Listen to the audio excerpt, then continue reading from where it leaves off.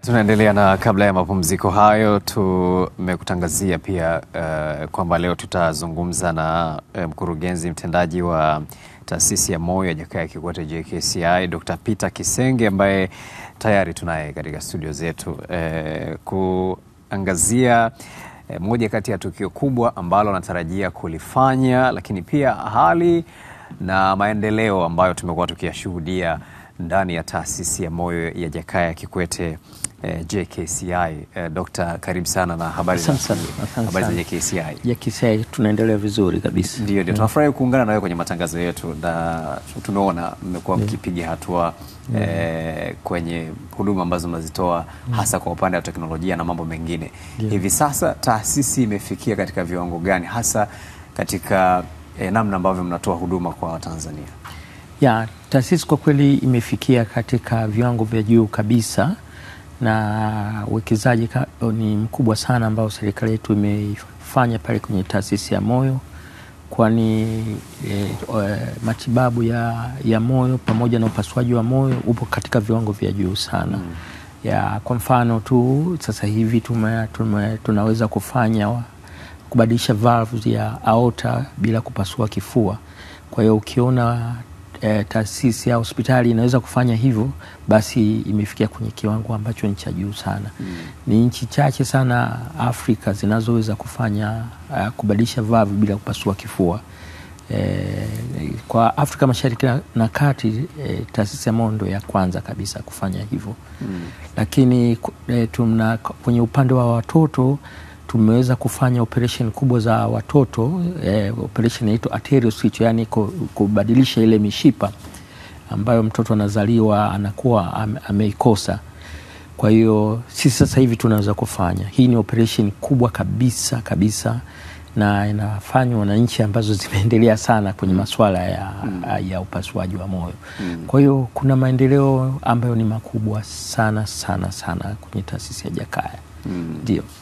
Na kwa kiasi gani mmefanikiwa kwenye kuwekeza kwenye kinga, kwenye upande wa kinga, kwa sababu tumeona kwa mfano upande wa Muhimbili mkurugenzi amekuwa akizungumza sana kuhusiana na masuala ya watu kujikinga na magonjwa na vitu kama hivyo. Taasisi ya moyo kwa kweli inatoa kipaumbele sana katika kukinga ili watu wasipate maradhi. Na ndio taasisi pekee ambayo inafanya sana hizi tiba mkoba. Moja ya kwenda kule ni tunaenda kuwaelimisha wananchi. Tumezunguka zaidi ya mikoa 19 na juzi tu tulikuwa Zanzibar. Sasa takwimu zinaonyesha mikoa 20 na tumeona zaidi ya watu 20,000.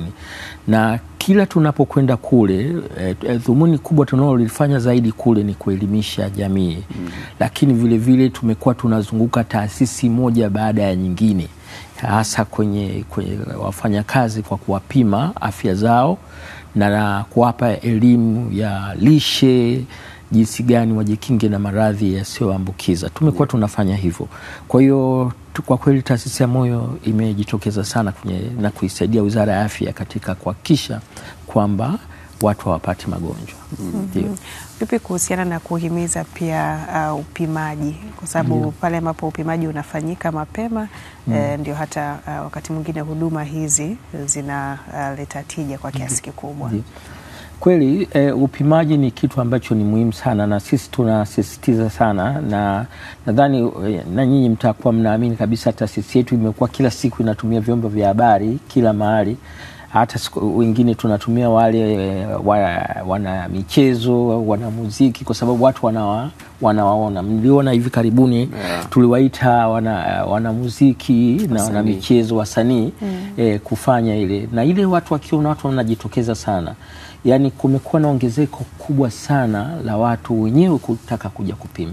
Watu wengi sana huwa huogopa kupima. Mtu anasema nikipima nikikutwa na tatizo ndo basi tena. Wanasema ukipima lazima ukute shida. Ukute shida, lakini sio hivyo. Mara nyingi ukipimwa hukutu na tatizo, na tukisha kupima tunakwambia sasa hebu anza kujilinda na haya magonjwa yasiyoambukiza ili usiweze kuipata. Kwa kuelimisha kwenye masuala ya lishe bora, kuelimisha kufanya mazoezi, kuzingatia katika kutovuta sigara na vitu kama hivi. Wakati mwingine watu huenda kwenye vipimo mapema, lakini ugunduzi unaweza ukachelewa kwa sababu vituo vipo katika ngazi tofauti. Mtu anaweza akaambiwa hatujaona kitu, na ukisikiza simulizi zao baada ya muda ndio anakuja kugundua. Inategemea pia na kituo ambacho ameenda. Mnafanya nini katika mazingira haya kuongeza pia uwezo watoa huduma katika vituo mbalimbali? Moja ya taasisi inachokifanya sasa hivi, tunawafundisha watu kwenye mpaka kule chini kabisa kwenye hospitali zahanati, lakini wale wahudumu wa afya katika vijiji. Tuna programu ambayo tumeshaanza kunatoa elimu, na sasa hivi tunataka kwenda kidijitali kabisa kwa kutoa hizo elimu ambazo tutakuwa tunafanya Jumatano, kila Jumatano, na watu watakuwa wanapata ile linki. Bahati nzuri watu wengi sasa hivi wana simu ambazo wanaweza kaona. Kwa hiyo tutakuwa tunawafundisha vile, mfano ukitaka kumgundua mgonjwa mwenye pressure au shinikizo la juu, ni namba gani zinazoonyesha kweli huyu ana shinikizo la juu. Lakini vile vile tumekuja na kauli mbiu, jua namba zako. Hii tunataka kila mwananchi ajue namba zake, yani ajue pressure yake, ajue uzito wake, ajue urefu wake, na ajue mafuta yake kwenye damu. Kwa hiyo ukijua namba zako, nataka nimuulize kama anajua namba zake. Kati ya hivyo umetaja vinne, ni vingapi? Namba ngapi hizo? Vitu vitano. Hivyo vitu vitano vinasaidia sana watu wakijua. Na mfano ukiwa labda una urefu wa 165, zile namba za mbili za mwisho 65, hiyo ndio uzito unatakiwa. Kwa hiyo ukianza kujua namba zako, ukaanza kuona sasa unaongezeka nini, unatakiwa ujue hapa kuna nini, hapa kuna nini. Kwa hiyo unajitokeza kabisa. Na kingine pia kuwatumia watu ambao wanaweza kusema sijui kama hivyo wasanii. Niliona juzi Mbosso ndio mlimhudumia, kwa hiyo akajitokeza akawa anawaambia watu jamani mje mpime, kwa sababu yeye alikuwa anasema amekaa na hiyo changamoto kwa muda kidogo. Ndio, ni kweli. Baada ya kuwaona, baada ya kufanya vipimo, mambo yamekuwa mazuri. Sasa hivi kila kitu kiko shwari. Ile inasaidia sana mtu akiona sema kumbe hata Mbosso alikuwa na shida kama hii na akaenda na akapata suluhisho. Kwa hata wananchi wanakuwa wanafanya hivyo. Mnawatumia kiasi gani hawa watu maarufu kuweza kupeleka hiyo elimu? Tunawatumia sana, na hata ile tulikuja mlimuona na Zuchu alikuja pale siku ile. Hao ni wasanii ambao wako juu sana, na tunaendelea na hizo program. Na sisi tunataka twende makundi kwa makundi. Mfano sasa hivi kundi linalofuata ni wahariri wa habari, na waandishi wa habari vile. Sasa nyinyi mjiandae, kwa sababu na nyinyi watu wengi wanawafuatilia. Kwa hiyo wakiona, lakini mtakuwa vile vile mtapeleka tunavyowafundisha, tunavyoeleza, mtapeleka zile habari ambapo mtakuwa mnajua kabisa ni watu wafanyaje ili wajikingi na haya magonjwa. Ndio. Sawa kabisa. Mmekuwa na ushirikiano na taasisi na makundi mbalimbali kama ambavyo mmeeleza. Ni mafanikio gani ambayo mmeyapata kupitia ushirikiano huu ambao mmekuwa mkiwa nao? Moja tu, kwanza sisi taasisi yetu imepata mafanikio makubwa. Hivi karibuni tulifanya chakula cha jioni katika kuchangisha pesa kwa ajili ya kuwahudumia watoto wasiokuwa na uwezo. Na naona kwenye ile gala dina ilituletea hela nyingi sana ambazo bado zinatumika sasa hivi kuwasaidia watoto. Na tunasapoti serikali yetu ambao asilimia kubwa wale watoto walikuwa wana serikali inawahudumia, ambapo ni hela nyingi sana. Operation moja ni karibu milioni 12. Kwa hiyo ni Mtanzania wachache sana wanaweza kuona. Kwa hiyo tunapata ushirikiano, lakini hata nje ya nchi watu wengi sasa wanakuja kwenye taasisi yetu pale. Tuna karibu mashirika 20 ambayo yanakuja, ambazo kuna hospitali mbalimbali kutoka nchi mbalimbali zinakuja kufanya operation na kuwasaidia wananchi. Kwa hiyo tuna nani kubwa sana, tuna watu wengi sana wanakuja. Sasa lakini tumeona pia mnashirikiana na nchi nyingine katika kufanya haya matibabu, lakini pia nyie sasa tunaona mnaenda kupeleka huduma kwenye nchi nyingine na kuwafundisha wataalamu wa mataifa mengine hasa haya ambayo yanatuzunguka.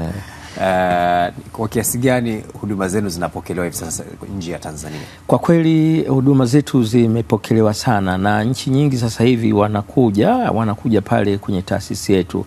Sisi tumeshaenda hizi tiba mkoba karibu nchi 5.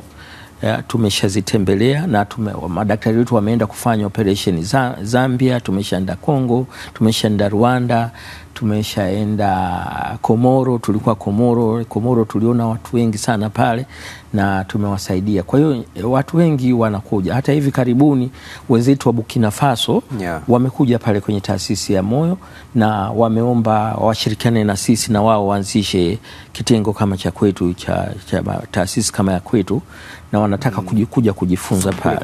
Na hawajakuwa, ndio wanataka kuanza kuwa nayo. Kwa hiyo wametuomba tuwasaidie ili na wao wafikie kiwango ambacho tumefika. Komoro vile wameomba vile tuwasaidie na wao wawe na kitengo. Kwa hiyo taasisi ya moyo ya Jakaya Kikwete inaenda kuwakomboa Waafrika vile katika matibabu ya tiba ya moyo na upasuaji wa moyo. Na hata sasa hivi vile tumefanya mkutano ambao tarehe 10 tutafanya mkutano mkubwa kabisa pale Zanzibar, na huu ni mkutano ambao una kauli mbiu ya jinsi ya kuimarisha matibabu ya moyo kwa njia ya kushirikiana. Na kuna nchi zitakuja, kutakuwa na watu wa mada karibu kutoka nje ya nchi 59 na waliokuwepo kutoka nchini hapa ni karibu 53. Tutakuwa na watu zaidi ya 500 watahudhuria, na mkutano huu utafunguliwa rasmi na Mheshimiwa Dr. Samia Suluhu Hassan, lakini atawakilishwa na makamu wa pili wa rais wa Zanzibar Hemed Abdullah siku ya tarehe 10. Ni mkutano mkubwa ambao katika nchi za Afrika haijawahi kutokea kuwa na mkutano mkubwa wa mambo ya moyo mkubwa kama huu. Vile utawakilishwa na watu mashuhuri wawili wakubwa, rais wa mambo ya moyo wa Marekani na rais wa mambo ya moyo wa European Society Cardiology. Sasa hawa ni kubwa kweli, ni organization kubwa sana, na watahudhuria huo mkutano. Na sisi watu wengine, wananchi wa kawaida, tunaruhusiwa kuja kuona? Ndio, watu wengi, kwa sababu ndio maana tumesema kuimarisha magonjwa ya moyo kwa njia ya kushirikiana na wadau mbalimbali. Kwa hiyo wadau watakuwepo, waandishi, watu wenye viwanda, watu wenye mafamasi. Kwa hiyo kutakuwa ni kila aina, tumetaka tuwashirikishe ili tuweze kujadiliana jinsi gani tunavyoimarisha masuala ya matibabu ya moyo na upasuaji, pamoja na jinsi ya kujilinda na haya magonjwa. Dokta, kwa hapa nchini kati ya wagonjwa ambao mmekuwa mkiwatibu ni magonjwa gani hasa katika moyo ambayo yanaonekana kuwa ni changamoto? Ugonjwa wa shinikizo la damu ndio kwa kweli umekuwa sasa changamoto sana. Na watu wengi wana shinikizo la damu bila wao kujijua, kwa sababu asilimia kubwa wanakuwa na shinikizo la juu la damu, lakini hapati dalili ya aina yoyote. Na dalili anayoipata anakuja anasikia upande mmoja haufanyi kazi, ambayo inakosa katika hatua mbaya, ambayo ni hatua mbaya. Na jinsi ya kujijua ndo hivyo, jua namba zako. Ukijipima presha yako, na sasa hivi hospitali nyingi ukienda cha kwanza wanakupima. Kwa hiyo na siku hizi hata hizo BP machine zipo, lakini kuna siku hizi mpaka simu zipo zinapima mapigo ya moyo, zinajua. Kwa hiyo hizo zinaweza zikakualert kabisa, hapa labda presha zangu ziko juu. Kwa hiyo shinikizo la damu lipo juu, na dalili zake ni kujisikia kuchoka sana, kichwa kuuma, hasa upande wa nyuma wa kichwa, halafu saa wengine kupata maumivu kwenye kifua, na saa nyingine unatokea tu wengine ugonjwa unavyokuwa unaendelea wanaanza kuvimba na miguu na vitu kama hivyo. Kwa hiyo hivyo ni vitu ambavyo wananchi wanabidi wajue. Mbali na shinikizo hili la juu la damu, mengine ambayo ni yanaonekana sana ni magonjwa ya mishipa ya damu ya moyo. Na hayo sasa ndio yanachangia vifo vya ghafla, watu wanafariki ghafla, anaugua siku moja ya pili tu anapoteza maisha. Hayo ndio magonjwa ambayo yanachangia, lakini magonjwa ya moyo ya kuzaliwa nayo hususa kwa watoto, hayo ndo tunaona matundu ya moyo ndo yapo, watoto wengi sana wanapata hayo. Na hii ni kutokana na saa nyingine mama wanakuwa hawazingatia wanapokuwa na mimba, hawali vizuri vyakula vyenye lishe ambayo ina vitamin kama hizo folic acid wanakuwa wanakosa, kwa hiyo inatokea watoto wanapata lakini wengine wanakuwa hawajapata zile chanjo na vitu kama hivyo, au kuna maambukizo wanayapata wakati wakiwa na mimba yanachangia kuzaa watoto wenye matundu. Lakini nyingine ni mambo ya vinasaba ambayo ndio ya kurithi. Sasa ya kurithi hii inatokea sana. Kwa hiyo hayo ndio tunaona sana. Na magonjwa mengine ni ya valve za moyo ambayo unapata kutokana na maisha duni, unaishi katika nyumba ambazo hazina madirisha, unapumui vizuri, kwa hiyo unapata matatizo kwenye valve za moyo na vitu kama hivyo. Vipi kuhusiana na mtindo wa maisha Dokta? Ndio. Kwa maana ya matumizi ya vilevi na mambo kama hayo, starehe nyingi. Yale yanachangia, lakini yanachangia kama utafanya kupita kiasi. Research tafiti zimeonyesha kama ukiwa unakunywa bia chupa wanaita unit zisizidi 3 au 4, maana yake ni chupa 3 kama chupa 3 kama chupa zile haziwezi kuleta matatizo unless labda huo tayari umeshakuwa na shida ya misuli ya moyo tangu zamani. Kwa hiyo watu wanapokunywa kwa kiasi hawezi kupata matatizo. Kwa hiyo kila kitu ni kiasi, ukiwa unafanya kwa kiasi, unafanya mazoezi, uweze kupata matatizo. Lakini pale unapozidisha sasa, kwa hiyo kila mtu awe na kiasi. Unafanya maana yake pale JKCA watu watakuja tu kukusalimia tu na kuona. Yes, ni kweli kabisa, ni kweli kabisa. Ni kweli. Na kwenye bado tutakuwa naendelea na kazi ya hasa kutoa elimu, sababu mimi naona kitu kikubwa ni kuzuia watu wasipate magonjwa. Serikali inapoteza hela nyingi sana. Hizi hela tungeweza kuzipeleka kwenye mambo mengine. Mitambo ile tunanunua, mfano ule wakati 3 pale wakajili umeme wa moyo ulinunuliwa karibu bilioni 7 za Tanzania. Sasa kama tungekuwa hatuna hizo shida, basi tusingenunua mtambo. Kwa hiyo ni vitu ambavyo tunatakiwa Niliona mahali kwamba wanaume wako hatarini zaidi kupata magonjwa ya moyo katika umri mdogo ukilinganisha na wanawake, na wanawake wako hatarini zaidi pale ambapo wanafikia menopause. Hili linatokana na nini? Na kama ni kweli pia? Ni kweli na kuna baadhi ya magonjwa, mfano haya magonjwa ya mishipa ya damu ya moyo wanaume wanapata zaidi mapema kulinganisha na wakina mama. Na hii ni kutokana wanaume wengi ukiangalia mfano uvutaji wa sigara, ukiangalia kati ya wanaume na wanawake duniani unakuta wanaume ndio wanavuta zaidi kuliko wanawake. Lakini wanaume wanakuwa exposed na mambo mengi, lakini hawana mtindo wa kwenda kujipima. Wanaume kuja, ukiangalia hata sisi tunavyoita hizi outreach, tukiwa tunatengeneza zile takwimu zetu, unakuta wakina mama ni wengi zaidi ya wanaume wanasema hapana, mimi sitaki kwenda hospitali. Wanaogopa. Kwa hiyo ndio shida, ni uoga. Lakini wengine unakuta wako busy, anaona mimi bwana ngoja niende kweli busy doctor. Kwa hiyo hilo ndio tatizo, wanaume hawajitokezi. Kwa hiyo ndio maana wanapata.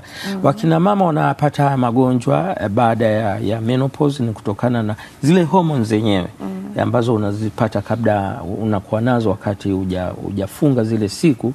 Kwanza na zenyewe zinakuwa kama ulinzi wa wewe kupata haya magonjwa ya mishipa ya damu ya moyo. Kwa hiyo na research zimeonyesha hivyo, na ukweli wanakuwa hawapati sana haya magonjwa. moyo. Ndio. Sasa na sasa unadhani nini kinaweza kubadilisha mtazamo wa wanaume, kwa sababu ni changamoto kubwa sana? Moja ni kuendelea kutoa elimu. Sisi kama watu wa afya tunabidi tutoe sana elimu, na kwa elimu hii iwe mara kwa mara kwenye maeneo yote, tunapokuwa misikitini, makanisani, kwenye mikutano, tu zaidi kuelimisha watu umuhimu wa kupima afya zao, na watu wa focus zaidi wanaume. Kwa hiyo ndio njia mmoja wapo itawasaidia. Ili kwanza, kuna wengine wanauoga ambao hauna sababu. Kwa hiyo tukifanya hivyo tunaweza tukafanya hivyo. Kuna uhusiano wowote wa mtu kuweka hasira, chuki na magonjwa ya moyo? Msongo wa mawazo. Ni kweli ukiwa na msongo wa mawazo, ukiwa na hasira. Siku moja nilikuwa naongea, sijui ni wapi, mtangazaji akaniuliza, kweli maswala ya mapenzi yanaendana na magonjwa ya moyo, labda mtu ameachana na mwenzake? Ni kweli, kwenye stress inasababisha magonjwa ya moyo, kwa sababu moyo wako utakuwa unaenda spidi kutokana na hasira.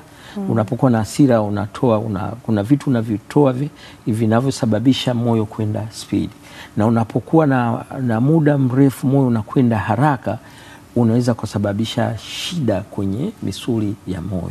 Kuna tatizo huwa tunaita stress induced cardiomyopathy, au ugonjwa wa misuli ya moyo inasinyaa kutokana na moyo wako kwenda mbio kwa muda mrefu. Na hii inatokea zaidi kwa wakina mama kulinganisha na wanaume, kwa sababu wakina mama ndio wanakuwa wanaathirika zaidi na msongo wa mawazo. Kwa tusiwaache hawa. Yani kweli kabisa. Na ile mtu mpaka anaona anahisi kama moyo unauma, daktari. Ndio. Mtu anaweza kuambia moyo unauma, hasa upande wa kushoto. Mimi nasoma. Saa nyingine unapokuwa na hasira na nini, moyo kwenda mbio, unavyokwenda mbio misuli yako inakuwa haipati damu vizuri. Na ile inasababisha maumivu ya kwenye moyo. Kwa hivyo vitu ambavyo vinatokea kabisa. Unaweza ukasema kuna mtu kumbe. Ni kweli. Sasa umezungumza kuhusiana na huu mkutano mkubwa sana ambao mnaofanya Zanzibar. Labda tukumbushe, na mmeweka utaratibu gani wa wale ambao wanapenda kuja kushiriki? Kwa wale ambao ni wataalamu, kwanza kuna malipo ambayo wanalipia ni kama shilingi 400,000 za Tanzania. Na mpaka sasa hivi watu wameshajiandikisha, wanapata watu 500 wanakuja kwenye huo mkutano. Na mkutano ule sio bure, kwa sababu kuandaa mkutano kama huu ni gharama sana. Ukumbuke hawa watu wanaokutoa mada, taasisi inabidi walipie tiketi na wafanye nini. Lakini ni kitu ambacho kwanza kinatija kwenye taasisi yetu, lakini ni kwa nchi. Kwanza inaimarisha kwenye mambo ya tiba utalii. Lakini vile watu wa Zanzibar watafanya biashara, kuna watalii wa kutosha wanakuja kwa ajili ya kusikiliza tu mkutano, na wengine wameshafanya booking. Baada ya ule mkutano wataenda kwenye mbuga zetu za wanyama. Kwa hiyo huu mkutano ni wa matibabu ya moyo, lakini una mambo mengi sana kama nchi. Kwa hiyo ni mkutano wa kulipia, na tumewaomba hasa madaktari wa kule kwenye manispaa zetu, na tunawashukuru viongozi wetu, katibu mkuu wa TAMISEMI pamoja na waziri wametoa mwito na wamewalipia baadhi ya madaktari wao wanakuja. Lakini Wizara ya Afya imewalipia baadhi ya madaktari wao waje kwenye huu mkutano. Baadhi ya mahospitali makubwa yamewalipia madaktari waje kwenye huu mkutano, kwa sababu ni mafunzo ambayo yataenda kubadilisha afya ya Mtanzania. Inakuwa ni kwa siku ngapi? Haya ni ya siku 3. Ya siku tarehe 10 mpaka tarehe 10 mpaka 12. Lakini itakuwa Alhamisi mpaka siku Ijumaa na Jumamosi tunamaliza. Ndio. Kauli mbiu ambayo inasema kuimarisha huduma za moyo barani Afrika kupitia jitihada za pamoja. Ndio kauli mbiu yetu. Kwa sababu Afrika nzima sasa mnaipeleka sana. Yes. Afrika nzima inakuja. Nimewasema kama karibu tayari kuna watu zaidi nchi 59 zitakuwepo pale. Za Afrika ni nyingi zaidi, lakini na mataifa ya Ulaya, Asia, Marekani wote watakuwepo pale. Nini kimefanya Tanzania ikawa ndio mwenyeji wa mkutano mkubwa kama huu?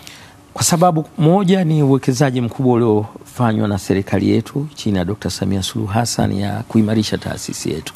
Taasisi yetu ipo kwenye ramani nyingine kabisa hapa duniani, na mimi juzi nilikuwa Marekani na daktari wetu wa mambo ya moyo alipata zawadi pale. Sasa huu ni mkutano na zaidi ya watu 10,000 na daktari wetu kutoka taasisi daktari wetu kutoka taasisi ya Jakaya Kikwete alitangazwa mbele pale na video ikaonyeshwa. Kwa hiyo yani hili ni jambo kubwa sana kama nchi kuwa na daktari. Tabidi tumpate daktari tumhoji. Yupo anaitwa Dr. Kuzema na amepewa nafasi ya kwenda kwenye Cleveland Hospital kule Marekani kwa kukaa mwezi mmoja kuangalia jinsi wao wanavyofanya na vitu na wanamlipia kila kitu. Huko ataenda baadaye. Sasa hivi atakuwepo Zanzibar, lakini baada ya mkutano ataenda na naweza tukaandaa hiyo. Ni daktari ambaye anafanya vizuri sana. Basi mwambie watu wa Azam wanamwomba interview. Tashukuru. Nashukuru sana. Kabisa. Na awali ulituambia pia kuhusiana na kiingilio na utaratibu sasa wa kuregister ama kuandikisha. Yes, kuna website ambayo ipo ambazo ukiingia kwenye website ya Jakaya Kikwete utaiona kabisa jinsi ya kulipia, na kuna maelekezo, na tumekuwa tunarusha ya matangazo mara kwa mara. Watu wanajua jinsi ya kujisajili na vitu kama hivyo. Sawa kabisa. Dokta, kwa kumalizia sasa, wakati tunaelekea ukingoni, tunafahamu kwamba sasa tunayo taasisi ambayo ina misuli mikubwa, inasifika Afrika na nje ya Afrika. Lakini wakati huo bado tuna watu wetu bado wana changamoto nyingi za masuala ya kiafya, masuala ya moyo, shinikizo la damu na mambo kama hayo. Na kubwa zaidi umezungumza kuhusu watu kujijua. Lakini sasa tunafahamu nyie ipo JKCI, lakini kuna hii ambao mnashirikiana nao, nafikiri ni sehemu ya taasisi yenu inaitwa Da Group. Lakini tunafahamu kuna hospitali nyingi tu ambazo zipo hapa nchini. Mnazijengea vipi uwezo na zenyewe? Kwa sababu sasa tunaona kwa kiasi kikubwa nyie kuna wakati mtaelemewa, mtakosa hata vitanda vya kuwalaza watu, maana kila anayepata shida ya moyo anaifikiria JKCI. Lakini tukiweza tukazijengea uwezo hospitali zetu za kanda, hospitali za mikoa, za wilaya, zikawa na uwezo pia wa kusaidia hata yale matibabu ya mwanzo ya changamoto za moyo. Ni kweli kabisa, na hii ipo kwenye zile miongozo yetu ya kuhakikisha kwamba tunaimarisha huduma ya matibabu ya moyo kwa Tanzania nzima. Na hii nilipopewa kazi niliambiwa nilifanya na ninalifanya. Sasa hivi Mbeya wanaenda kufunga mtambo wa cath lab na watu wetu watakwenda kuwasaidia. Chato kule tunaweka kwenye kanda ile taasisi ya moyo ambayo tutawajengea uwezo, lakini Arusha vile tunafanya hivyo. Hapa Dar es Salaam kwa sababu kuna watu wengi sana zaidi ya 6,000,000, tuna matawi ya Da Group, tuna tawi Oysterbay, tuna tawi Kawe. Kwa hiyo tunapanuka kweli na tunapanuka kwa kasi. Lakini Benjamin Mkapa nayo tumeiongezea, na sasa hivi Benjamin pale wanafanya mambo yote ambayo Jakaya wanayafanya. Yote wana cath lab, wameanza kufanya operation za moyo kama unavyosikia, hata hivi karibuni wamefanya. Na sasa hivi juzi tumekaa na mkurugenzi wa Benjamin Profesa Makubi kuona jinsi gani madaktari wetu watapokuwa na toka Jakaya wanaenda kufanya operesheni kule na kujenga uwezo. Kwa hiyo nadhani katika miaka michache ijayo matibabu ya moyo yatapaka nchi nzima. Hivi kuhusiana na wataalamu, tunao sasa hivi tunavyozungumza, doctor, to be honest, tuna wataalamu wa kutosha wa kuhudumia Watanzania kwenye eneo hilo la moyo? Bado hatujafikia kile kiwango, kwa sababu mfano tu cardiologists sasa hivi wanafika zaidi ya 50. Lakini nikikwambia miaka 10 iliyopita hakukuwa na cardiologists zaidi ya 5. Tunazungumzia madaktari ambao wamespecialize moyo. Super specialization. Yes. Wa upasuaji sasa hivi wanafika zaidi ya 20 na kitu. Lakini miaka 10 iliyopita walikuwa 3 tu. Kwa hiyo kuna uwekezaji mkubwa ambao Mheshimiwa Rais anameufanya. Sasa hivi tuna bilioni 9 zimeshatengwa. Pale tu Jakaya watu waliokuwepo nje wanasoma nje ya nchi wako madaktari 18 wanasoma. Kwa hiyo kuna uwekezaji mkubwa, serikali imetenga hela nyingi za kusomea masuala ya tiba bezi. Kwa hiyo unawaambia nini vijana sasa ambao wanatamani kuwa madaktari sasa hivi? Wajitokeze kwa kweli, na wale ambao wako kule waapply wakafanya hizo specialization. Tunatoa pale Jakaya, na sisi tumeshajiunga vile na University of Dar es Salaam. Tulikuwa tuko na MUHAS vile, lakini tukaona hebu tujiunge na University of Dar es Salaam nao waanze kutoa ili kuongeza ile percent ya watu wanaoingia. Kwa hiyo sasa hivi either unaweza ukajiunga na University of Dar es Salaam au ukawa na MUHAS. Kwa hiyo tumeongeza wigo. University of Dar es Salaam wana nani yao kule Mbeya Mbeya, lakini sasa hivi baadhi ya wanaofanya mambo ya moyo wanaweza kufanya kwa kupitia Jakaya vile. Na cheti ukapata cha Jakaya pamoja na University of Dar es Salaam. Wanakuja pale manake. Yes, wanakuja pale. Kujifunza pale. Lakini kuna ile dhana pia wengine wanaona kama ni ngumu, unajua kucheza na moyo wa mtu. Wanaona kama ni moja kati ya ni kweli inahitaji kujituma, inahitaji kujikuwa committed. Unapokuwa daktari wa moyo lazima muda wako mwingi utumie. Mimi naanzaga kliniki saa 9 usiku. Na ni mkurugenzi mkuu. Kwa hiyo utaweza most of the time nipo kwa ajili ya kusaidia watu. Kwa hiyo unaweza kuona kwamba unapokuwa daktari wa moyo lazima ujitume sana. Kwa sababu magonjwa yale yanatokea ghafla. Unaweza kaitwa ukafungue mshipa wa damu, mtu amepata ghafla. Kwa hiyo utaamshwa usiku, utaenda kufanya vitu vya ghafla. Na vipi kuhusiana na ugumu wenyewe wa masomo, kwamba masomo yake? Masomo yale si magumu, ni masomo kama yanayohitaji ni wewe tu kuwa mfuatiliaji. Huwezi ukawa unasoma mambo haya ya udaktari alafu na mambo mengine mengi utashinda. Nategemea ugumu kutokana na nani. Kwa hiyo unabidi uache mambo mengi na ujikite na. Lakini daktari, pia unaweza ukatupa story yako ambayo labda inaweza ka inspire wengine kuhusiana na wewe ulipopita. Kuchagua pia kusoma. Mimi kusema kwa sababu babangu alikuwa ni daktari na hiyo ndio ilionifanya niwe daktari. Babangu alikuwa daktari na alikuwa Bagamoyo, baadaye akaenda mikoani huko Tabora. Kwa hiyo nimekulia kwenye familia hiyo, na actually ndugu zangu wote wengi ni madaktari, kwa sababu tulikuwa tunamuona baba, lakini tulikuwa tunamuona the way anavyojali watu, wanawafuatilia. Kwa hiyo na sisi hakuwa daktari wa moyo. Hakuwa daktari wa moyo, alikuwa ni physician tu kawaida. Kwa hiyo nilivyokuwa naona hiyo na mimi nilikuwa daktari bingwa pale KSMC. Na ndio mtu wa kwanza kuanzisha haya matibabu ya moyo pale KSMC, tukishirikiana na wenzetu kutoka Marekani. Actually matibabu ya moyo katika nchi yalianza KSMC, ndio tulianza, alafu baadaye sasa ndio tukaja huko Dar es Salaam. Ndio kafungua. Kwako nini ambacho kilikuvutia katika matibabu ya moyo? Kilichonivutia ni mgonjwa mmoja ambaye nilimuona. Mimi zamani nilikuwa nafanya zaidi kwenye masuala ya utumbo. Nilipata nafasi ya kwenda Netherlands kusomea mambo ya kutibu mfumo wa chakula. Lakini katika kuwa physician pale KSMC alikuja mtoto mdogo na nikamwona anateseka sana na masuala ya moyo. Lakini nikaona kwamba tuna upungufu wa wataalamu. Basi na nikawa naona kila siku wanatoka watu kutoka Umasaini wana matatizo. Ikanifanya sasa nibadilishe ile field yangu ambayo nilikuwa naipenda mwanzoni, na nikabadili sasa nikaanza kusoma masuala ya moyo. Lakini nilikuwa influence na yule mtoto. Ndio ilinisababisha niliona kwamba kuna kitu tunakimisi ili cha kuweza kugundua matatizo yao. Yule mtoto kuna namna ambavyo mawasiliano yako na wao yaliendelea? Bahati mbaya yule, kwa sababu alikuja akafanyia operation ya moyo na tulimsaidia, lakini baadaye alikuja kufariki. Kwa hiyo hivyo ni vitu ambavyo na nilikuja kugundua kwamba alichelewa kugundulika tatizo lake. Na alichelewa kwa sababu gani?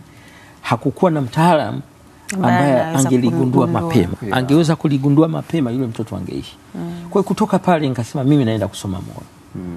Hicho ndio kitu kilichonisababisha. Na masomo yako hayo yote kuanzia ile ya kuwa general practitioner na baadaye kuwa specialist, uliyasoma hapa Tanzania ama nje? Hapana, nilisoma nje. Nilisoma Norway pamoja na India. Nilifanya hiyo super specialization yangu nikiwa Norway kwenye hospitali inaitwa Hackland Hospital. Tulikwenda, ilikuwa unakaa kiasi fulani Norway afu nakaa kiasi fulani kule India.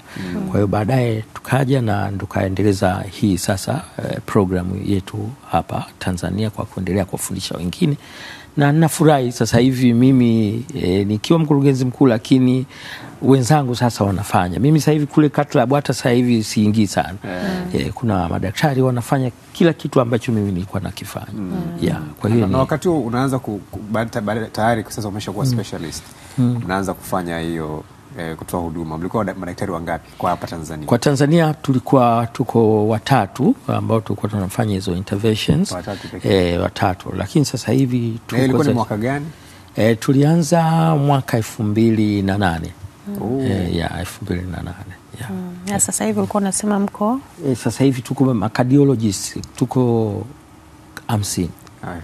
Na wale wanaofanya intervention wale tunazibua, tunaweka pacemaker, tunafanya nini, tuko zaidi ya 15. Namba imeongezeka sana. Sasa hivi unaona kuna kiasi gani cha vijana ambao wana interest ambao sasa ndo na wenyewe wanakuja? Wako wengi, mfano wanaofanya tu super specialization pale kwetu sasa hivi zaidi ya 6, na kila mwaka wanaingia. Hakuna mwaka tunaokosa zaidi ya wanafunzi 4 wanasoma. Kwa maana yake kwa baada ya miaka labda 5 au 10 tunaweza tukawa na wataalamu zaidi, karibu wa wataalamu ukiinganisha na wale wengine ambao wako nje, zaidi ya wataalamu 100 na kitu watakuwa. Na ratio ya cardiologist ama daktari bingwa wa moyo ndio kuhudumia wagonjwa ni kiasi gani? Kwa sasa hivi ni kama kwa kikawaida tulitakuwa daktari mmoja kwa mwaka ahudumie kama watu 15,000. Lakini kwa sasa hivi labda daktari mmoja anahudumia watu 50,000. Kwa hiyo namba bado zile zaidi ya mara 3 inachotakiwa kufanya. Kwa hiyo bado kwa watu milioni 60 wa Tanzania bado kuna upungufu. Kwa hiyo niwaambie vijana wafanye super specialization tuongezeke. Lakini tunamshukuru Mheshimiwa Rais kwa kuweka hizi hela nyingi, kwa sababu hiyo ndio zitachochea watu kusoma. Kwa hata hii swala la hofu ya ajira kwa vijana, ndio maana yake wakiingia kwenye hiyo ajira ni uhakika, sio watu ajira ni za uhakika, kwa sababu bado kuna upungufu mkubwa sana. Mahospitali yetu yanahitaji cardiologist. Sasa hivi ukienda kwenye hospitali kuanzia ya wilaya ya hospitali ya mkoa kuna echo machines, kuna ECG. Kwa hiyo tunahitaji cardiologist paka wilayani sasa hivi. Mipango ya JKCI ya miaka 5-10 ijayo ni ipi na malengo ni yapi? Kwanza ni mpango mkubwa kabisa ni kuimarisha huduma za matibabu ya moyo nchini Tanzania kwa kuongeza sehemu ambazo zinafanya upasuaji wa moyo na kutoa huduma tundu dogo au Cath-Lab. Hiyo ndio mpango mkubwa, lakini mpango wa pili ni kulinda watu wasipate magonjwa ya moyo.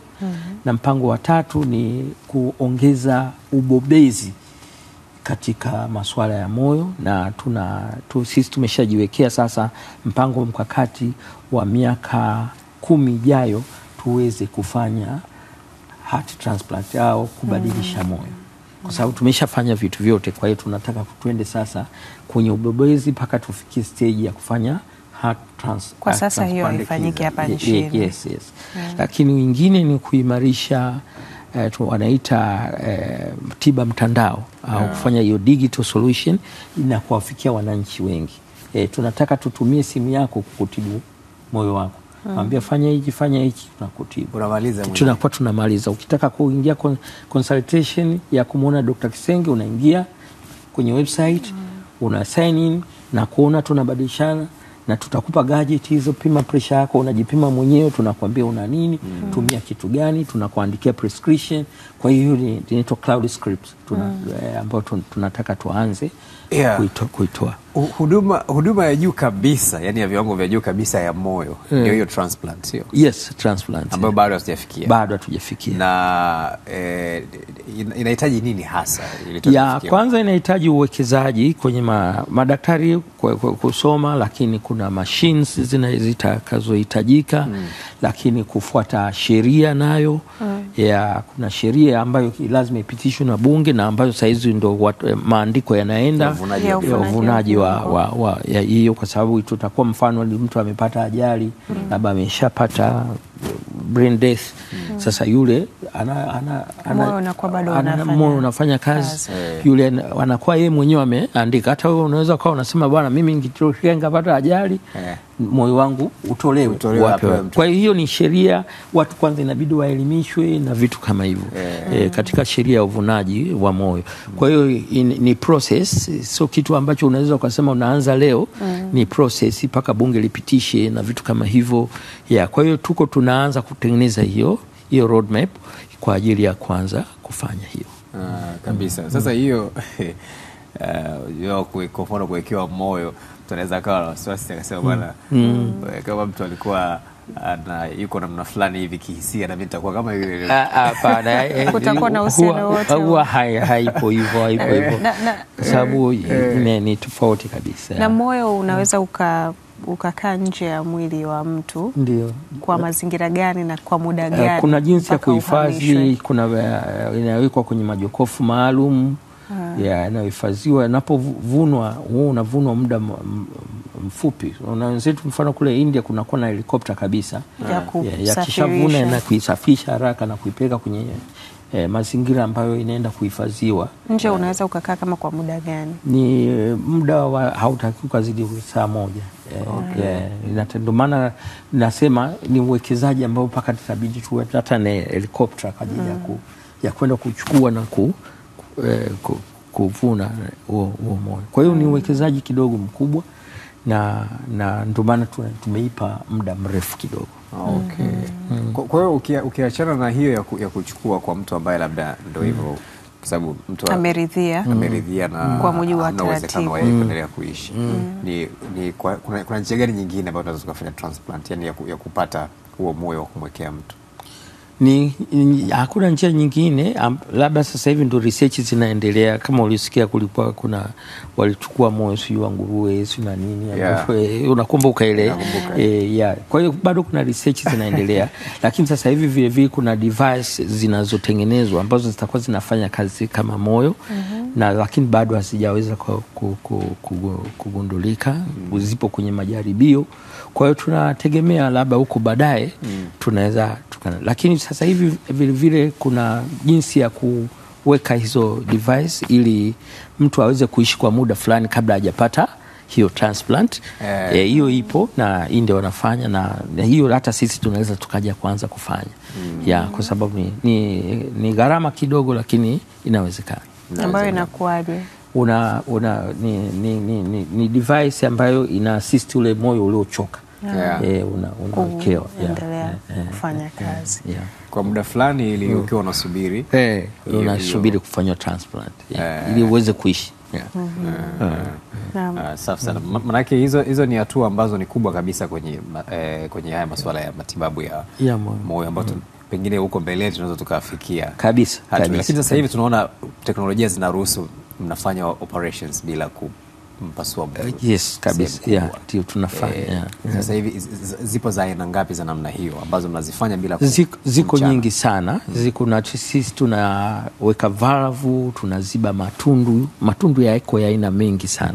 Zaidi ya 10 na kitu tunaweza tukafanya hizo hayo matibabu. Kwa hiyo ziko nyingi sana na zote zile zinafanyika kwenye taasisi yetu ya Jakaya Kikwete. Kwa hiyo tuko vizuri. Kuna watoto wanatibiwa, lakini watu wazima vile vile. Tunazibua mishipa iliyoziba kabisa, ile tunaita complex PCI tunafanya. Kwa hiyo tunafanya mambo mengi sana. Na kuna hili la mtu, hizi huduma za mtu kuwekewa vifaa ambavyo vinamsaidia kama vile pacemaker. Yes. Na vitu kama hivyo. Tuna uwezo kiasi gani wa kuweka? Tuna uwezo mkubwa sana. Sasa hivi kwenye taasisi yetu chochote kinachofanyika nchi zote zilizoendelea, India na nini, kwenye masuala ya umeme wa moyo inafanyika pale. Tuna hiyo category 3, tunachoma hiyo umeme ambao ni umeme mbaya, tunaweka hizo pacemaker. Kuna zile ambazo ni kubwa zinaitwa high power device ambazo tunaweka kitu kinachoitwa CRTD, ambapo moyo wako unakuwa unavotanuka na kusinyaa ufanye vizuri. Tunaweka hiyo betri maalum inaweza kuweka ile jinsi moyo kutanuka na kusinya kufanyike vizuri. Lakini tunaweka vile vile betri za kuzuia vifo vya ghafla, inaitwa ICD, hasa unapokuwa na umeme mbaya. Hiyo nayo tunaweka pale hapo kwetu Jakaya. Kwa hiyo tunaweka betri za aina zote tunaweka. Kuna ile dhana ambayo ipo kwamba nyie mkishamwekea mtu kwa mfano hizo pacemaker ama hizo battery na vitu kama hivyo, kuna mtu anakuwa anaweza kucontrol, yani hata mtu akiwa mbali. Kana kwamba kama ikitokea shida yoyote, labda tu mtu akupende, kuna simu lazima tu afakisha zima na wewe ndio kwa heri. Hapana, kwa kawaida hatuwezi kufanya hivyo. Kwanza haiwezekani kufanywa hivyo. Ingawa sisi tunaweza tukamonitor hiyo pacemaker. Mfano tuna wagonjwa tumewekea pacemaker wanaishi Malawi. Kwa hiyo tunaita remote monitoring. Kwa hiyo tuna device ambayo tunatakiwa ile pacemaker kila baada ya miezi 6 tuirekebishe. Unaona, sasa mtu kusafiri kutoka Malawi kuja huku kidogo ni gharama. Kwa hiyo sisi tunaweza tukamwambia kwamba siku fulani tutakufanyia hiyo tutamonitor hiyo device yako tukiwa huku Tanzania. Kwa hiyo tunaimonita hiyo, tunaangalia betri yake inaendelea vizuri, imebakiza muda gani, kama inatoa umeme mwingi tunaupunguza na vitu kama hivyo. Kwa wakati mnafanya hivyo, yeye anakuwa anatakiwa pumzike, anakuwa amekaa kwenye kiti, tunamfanyia, tunamwambia. Kwa hiyo tunakuwa tunazunguka. Of course lazima awe amekaa ili tuimonita either kwenye kitanda au nini, alafu tunaimonitor. Kwa hiyo lakini kwamba kiufupi monitoring inaweza kufanyika. Yes, monitor. Hatuwezi ukiweka betri huwezi kuizima. Labda betri yenyewe iharibike yenyewe, lakini daktari hawezi kuizima. Daktari anaweza akakosea, mfano la kuweka zile output zikawa zinampesi sana mgonjwa. Hiyo ni anaweza akatokea makosa kama hayo, labda technician au nini amefanya. Lakini ndio maana kuna kuwepo sasa na daktari ambaye naye anaangalia. Yani ni kama vile mtu anafanywa na mtu mwingine, lakini kuna mtu analinda ili pasitokee matatizo. Nimekuuliza kuna baadhi ya watu wanapata changamoto, labda mtu alikuwa na kifaa kama hicho huko mtaani, anafariki, lakini stories za mtaani unasikia kwa mezima kwa nyingi zina watu wanakuwa hawajui uelewa unakuwa uko chini na kila mtu anaamua kuongea anavyopenda. Kwa hiyo lakini ukweli ndio huo. Asante sana daktari kwa kutujuza kuhusiana na mengi. Tulikuwa tunataka tumalize, tumeongewa tena tunauliza. Wakati tunakamilisha tumeuliza ziada na zaidi. Tunakamilisha. Lakini msisitizo mkubwa ni kwa watu kuendelea kuchukua tahadhari. Na wewe unawaambia nini pia wananchi? Mimi ningependa kwanza wananchi wawe na mtindo wa kujipima. Hii ndio kitu, na bado naendelea kusimamia kwamba kila mwananchi ajue namba zake, ajue presha yake, ajue urefu wake, ajue uzito wake, ajue mafuta yake kwenye damu. Lakini vile vile azingatie kwenye lishe bora, cha vyakula vyenye protein, wanga kiasi na mafuta kiasi, hasa mafuta ya nafaka zaidi, achane na mafuta ya wanyama, lakini na kufanya mazoezi mara 3 katika wiki.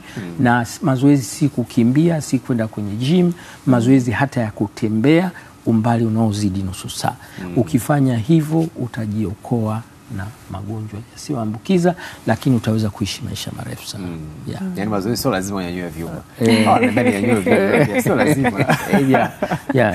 Daktari, tunakushukuru sana. Nashukuru sana. Na tunawatakia kila laheri kwenye mkutano wenu huu ambao mnaofanya kuanzia tarehe 10, 11 na 12 kule Zanzibar. Tutakuwa tunafuatilia live kwenye vyombo vya habari na kwenye mitandao. Nashukuru sana. Karibuni sana na karibuni Jakaya kupima afya ya moyo. Watu wa Azam. Mtuahidi kwamba utakuja pia kupima. Yes, mkinipa chumba tunakuja hapa ili msihangaike kuja hospitali. Najua CEO atakuwa anakusikia, kwa hiyo chumba tu kinahitajika, sio? Chumba tu basi kimoja.